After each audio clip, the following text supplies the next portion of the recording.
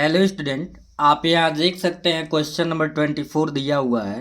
कह रहा है कि एक गोलाकार कांच के बर्तन की एक बेलन के आकार की गर्दन है जिसकी लंबाई 7 सेमी तथा व्यास 2 सेमी है, जबकि गोलाकार भाग का व्यास 8.4 सेमी है। ज्ञात कीजिए बर्तन में कितना पानी भरा जा सकता है। यानी कि जो ये गोलाकार बर्तन है इसका टोटल पूछ रहे कितना पानी भरा जा सकता है, का मतलब वॉल्यूम निकालना है। क्वेश्चन पढ़ के समझना पड़ता है कि क्या करना है उसमें। तो चलिए क्वेश्चन में जो जो इन्फॉर्मेशन है उससे पहले एक इमेज बनाएंगे, फिगर बनाएंगे, फिर उसका आंसर निकालेंगे। तो क्वेश्चन में जो इन्फॉर्मेशन दिया था उस इन्फॉर्मेशन के अनुसार हमने इमेज यहाँ पे ड्रॉ किया है। आप देख सकते हैं यहाँ पे जो इमेज देख रहे हैं।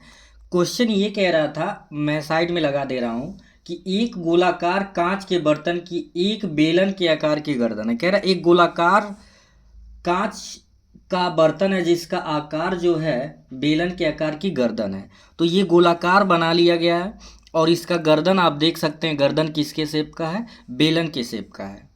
तो ये गोलाकार भाग बना लिया गया, उसके ऊपर गर्दन ये बना लिया गया है बेलन के शेप का। क्वेश्चन में अब आगे इन्फॉर्मेशन में ये कह रहा था कि जिसकी लंबाई 7 सेमी है। ये जो बेलन के आकार का गर्दन है इसकी लंबाई कितनी है, 7 सेमी है।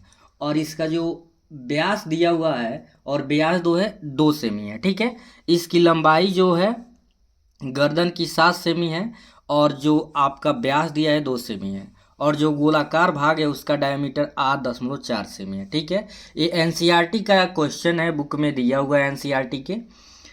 तो लिखेंगे बेलनाकार भाग में, चूंकि जब व्यास दिया हुआ है तो रेडियस निकालेंगे r=d/2। व्यास जब 2 है तो 2/2, यानी कि रेडियस कितना हो गया बेलनाकार भाग का, 1 हो गया। ठीक है, अब अगर आगे बढ़ें और चूंकि ये बेलनाकार है इसे कैपिटल आर मान लेते हैं, क्योंकि दोनों का रेडियस लेना है तो आर अलग होना चाहिए, तो कैपिटल आर। आप चाहे इसमें कैपिटल मानिए चाहे इसमें, किसी एक को कैपिटल आर किसी एक को स्मॉल आर मान सकते हैं। इसमें कंफ्यूज नहीं होना है कि इसमें कैपिटल है किसमें स्मॉल। और इसकी हाइट दिया है 7 सेमी, तो क्या लिख लिया गया है, 7 सेमी। गोलाकार भाग में, गोलाकार भाग जो ये गोलाकार भाग है इसमें व्यास 8.4 है, तो इसका भी रेडियस निकालेंगे d/2, यानी 8.4/2। तो यानी इसका जो गोलाकार भाग है उसका रेडियस कितना आ गया, 4.2। ठीक है, इतनी बात आपको इमेज से समझ आ गई होगी। आगे अगर हम बात करें,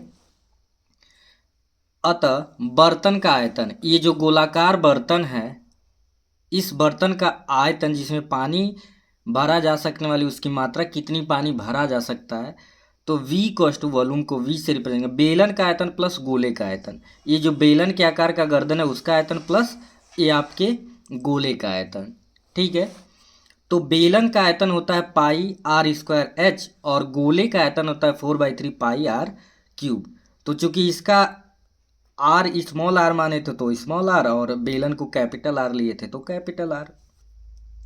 अब वैल्यू एक एक करके रख देना है यहाँ पे। ठीक है, वैल्यू ऊपर सारा दिया हुआ है, एक एक करके रख लेते हैं।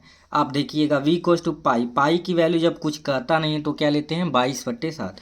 तो यहाँ पे 22/7 रख लिया गया। कैपिटल आर की वैल्यू यहाँ पे देख सकते हैं 1 है, तो स्क्वायर है इसलिए 1 × 1, और हाइट कितनी है 7। तो ये हो गया πr² की वैल्यू यहाँ तक। ठीक है, 4/3 तो ये फॉर्मूले में ही है, पाई की वैल्यू 22/7। और यहाँ पे r³ यानी 4.2 को 3 टाइम लिखेंगे, 4.2 × 4.2 × 4.2। अब इसी को कैलकुलेट कर लेते हैं।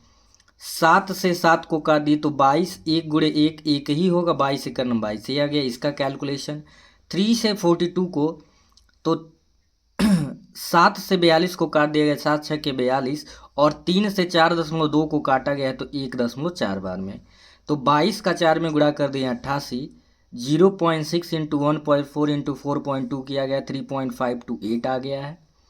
और 22 फिर लिखा गया, 88 का 3.528 में मल्टीप्लाई किया गया 310.426, और इसको इसमें ऐड कर दिया गया है तो 332 यानी 332.464। और चूंकि माप सेंटीमीटर है तो सेंटीमीटर क्यूब, यानी कितना पानी भरा जा सकता था इस बर्तन में, 332.464 सेंटीमीटर क्यूब। तो ये बेसिक क्वेश्चन था। आपको इमेज अगर बनाने आ गया कि इसका फिगर कैसे बन रहा है और क्या क्या उसमें कॉन्सेप्ट आया तो आप आसानी से लगा सकते हैं। तो ये वीडियो कैसा लगा कमेंट सेक्शन में ज़रूर बताएं। चैनल पे नए हैं तो सब्सक्राइब कर लें और बेल आइकन को ऑन कर लें कि नया वीडियो जब भी अपलोड हो आपको मिलता रहे। Thank you.